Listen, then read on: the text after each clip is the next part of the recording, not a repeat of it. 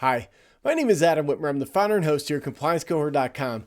This compliance clip is going to answer the question of whether a LE and CD need a signature. So the question here we have is, do the LE and CD have to be signed by the applicant?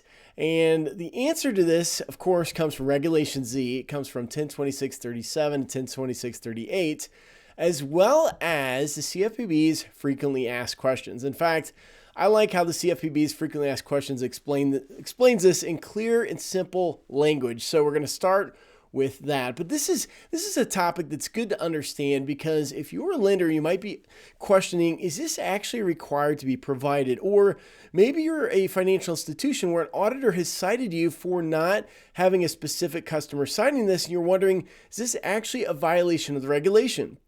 Or maybe you're an auditor wondering what technically has to be done because they do have a signature line. Does this have to be required? So let's take a look at this in a little bit of detail here. Now, the CFPB's frequently asked questions talk about this under their optional signature line section, and it's frequently asked question 1 under that section. The answer to this tells us this. It says, while the TRID rule does not require consumers to sign the loan estimate or closing disclosure, it provides creditor the option to include a line for consumer signature acknowledgement receipt. So it's making it obvious here that it's optional. So it is something that's optional.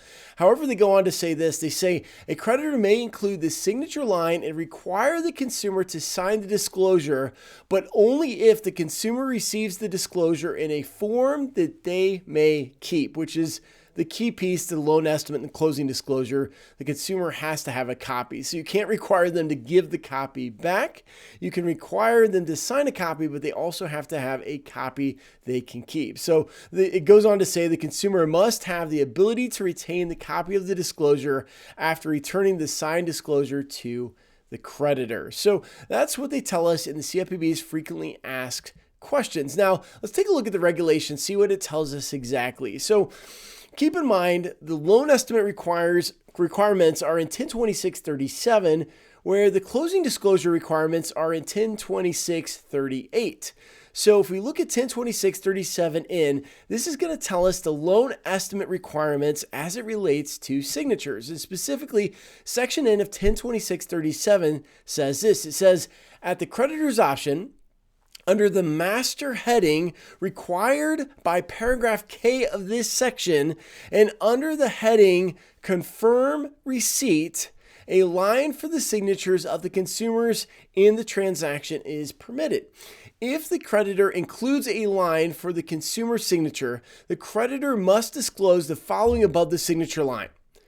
And this disclosure says this: it's by signing, you are only confirming that you have received this form. You do not have to accept this loan because you have signed or received this form. So, in other words, if you have a signature line on your loan estimate, as well as what we'll see in the closing disclosure requirements, as well as on a closing disclosure, it has to be under a header that says confirm receipt, and then have a disclosure that says by signing this form, or by signing, you are only confirming that you have received this form. You do not have to accept this loan because you have signed or received this form. So both of those things must be there if you require a signature from your consumers on a loan estimate or a closing disclosure. So that's what's required under 102637N, but it goes on to tell us this. It says, if the creditor does not include a line for the consumer's signature, the creditor must disclose the following statement under the heading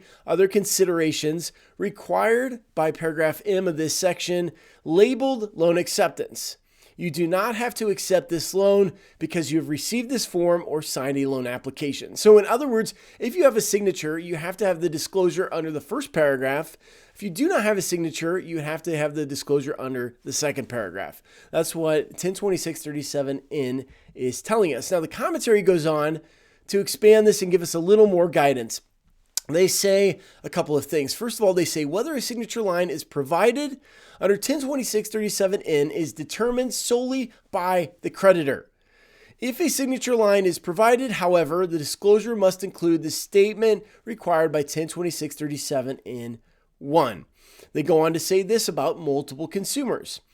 if there is more than one consumer who will be obligated in the transaction, the first consumer signs as the applicant and each additional consumer signs as a co-applicant.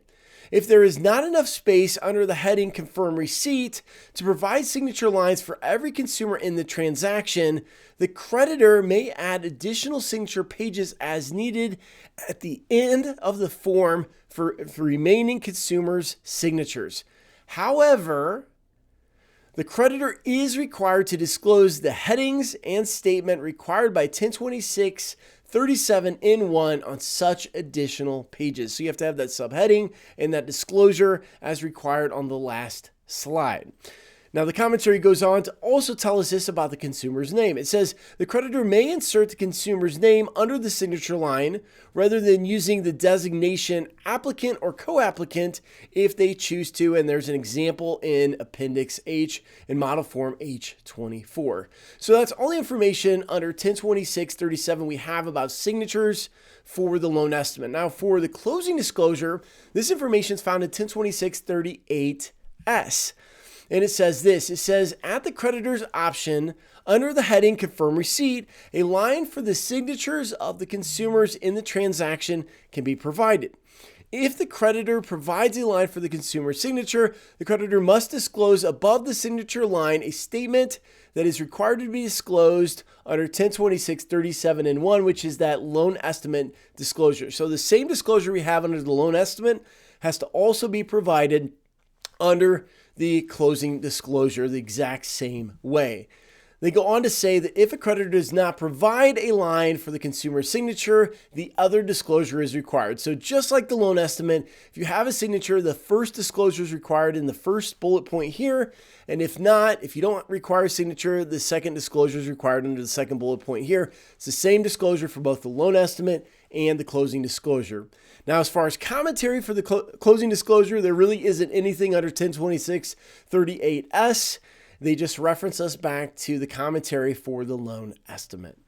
So hopefully that answers you any questions you have about the signature line on the loan estimate or the closing disclosure, because that's all Reg Z tells us and all the frequently asked questions tell us from the CFPB. So that's it for this compliance clip. If you're new to the compliance cohort, we have a bunch of free training videos just like this. In fact, we have hundreds of videos and articles in our basic membership, which is free, that you can sign up for at compliancecohort.com. We have giveaways, we have a weekly newsletter, all of that's free in our basic membership. If you want to take a deeper dive into a specific topic, you can go into our store and purchase additional training from us where we go into a much deeper dive into various topics, and you can find our store at compliancecohort.com/store. That's all we have at this point, and thanks for watching this compliance clip. So until next time, I hope you have a great day. Thanks a lot.